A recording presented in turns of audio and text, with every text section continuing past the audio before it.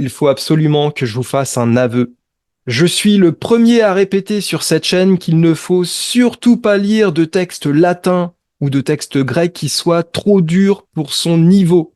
Et pourtant, je suis le premier à transgresser ce conseil. Parfois, vous savez que c'est pas encore le moment d'aborder une œuvre et pourtant, vous en avez envie. Cette œuvre vous appelle vers elle. C'est peut-être même l'œuvre pour laquelle vous vous êtes mis à apprendre le latin ou le grec. Et donc, tant pis, vous y allez. Mais dans ces cas-là, pour limiter la casse, le mieux, c'est quand même d'avoir préparé sa lecture en amont. Et aujourd'hui, j'aimerais vous donner 3 astuces qui vont vous permettre d'aborder des œuvres un peu plus dures que votre niveau. J'ai bien dit un peu plus dur que votre niveau, pas beaucoup plus dur que votre niveau. Ces 3 astuces ne pourront pas vous aider si vraiment vous êtes trop ambitieux. Mais tout d'abord, si vous êtes totalement débutant et que vous souhaitez commencer par des textes adaptés à votre niveau, je vous recommande mon programme gratuit. Lisez et comprenez dès aujourd'hui vos 7 premières pages de latin.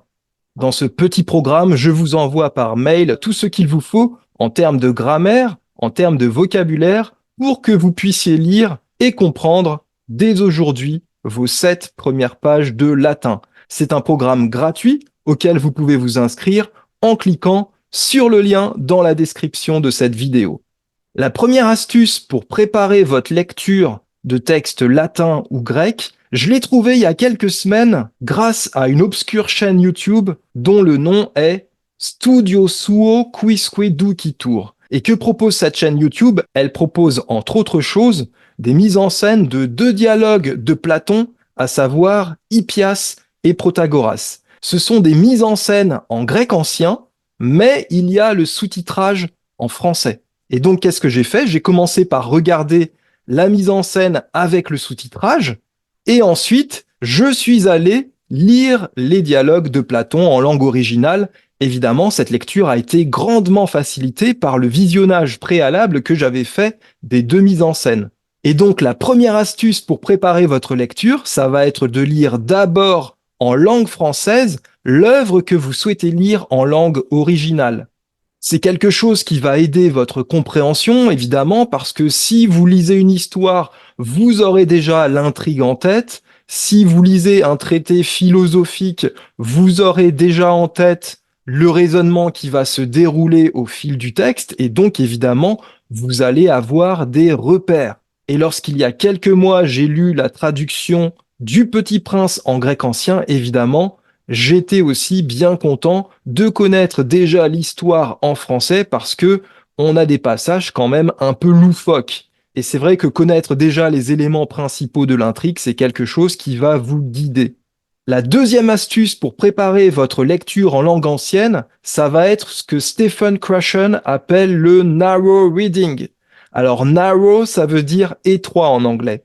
Et qu'est-ce que la lecture étroite, si j'essaie de traduire un petit peu littéralement narrow reading, c'est tout simplement le fait de vous spécialiser, c'est-à-dire de lire par exemple beaucoup sur le même thème. Je me souviens, il y a quelques mois, j'ai lu énormément d'œuvres latines et d'œuvres grecques sur la vie d'Alexandre le Grand parce que c'est un personnage que je trouve absolument fascinant. Et évidemment, les diverses lectures que je faisais s'éclairer les unes les autres et m'aider à me repérer dans des textes qui pouvaient parfois être un petit peu plus durs.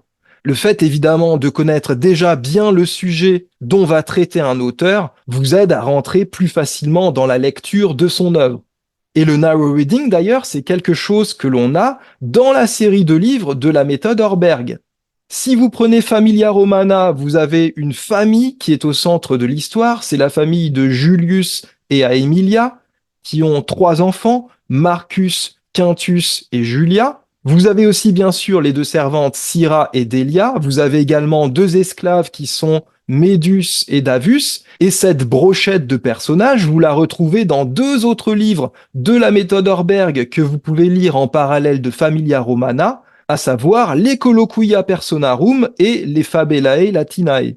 Donc vraiment, si vous êtes passionné par un sujet, quel qu'il soit, n'hésitez pas à lire le maximum d'œuvres antiques qui vous tombent sous la main sur ce sujet, parce qu'à force d'amasser des connaissances dessus, vous allez voir que vous allez devenir un expert et que votre compréhension, soit du latin, soit du grec, va se trouver facilitée par cette maîtrise du sujet qui vous passionne. Et en plus, comme le sujet vous passionne, vous ne verrez pas le temps passer, ça sera un plaisir de vous plonger dans ces lectures.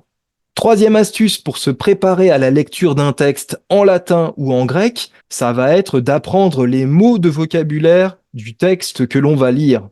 Comme vous le savez déjà, je ne suis pas un grand fan des listes de vocabulaire, mais il faut avouer qu'elles peuvent être pratiques lorsque vous comptez vous attaquer à un texte qui est trop dur pour votre niveau.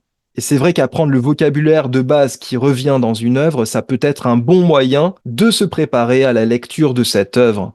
Et de nos jours, vous avez vraiment des tas d'outils qui vont vous permettre d'apprendre ces listes de vocabulaire. Vous pouvez par exemple trouver des listes de vocabulaire toutes faites sur le site evendre.info. Qu'est-ce qu'a fait l'auteur de ce site?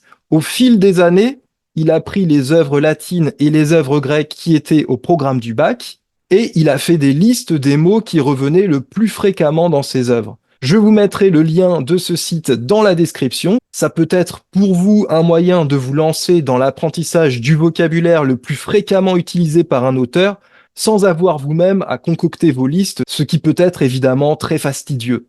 Comme fond d'écran pour cette vidéo, j'ai choisi la version bilingue de l'Orbis Sensualium Pictus. Alors, l'Orbis Sensualium Pictus, c'est une œuvre qui a été écrite par Comenius. Comenius, c'est un grand intellectuel du XVIIe siècle, qui a choisi dans cette œuvre de décrire tout ce qui compose le monde habité, donc que ce soit les astres, que ce soit les animaux, les plantes, les activités humaines.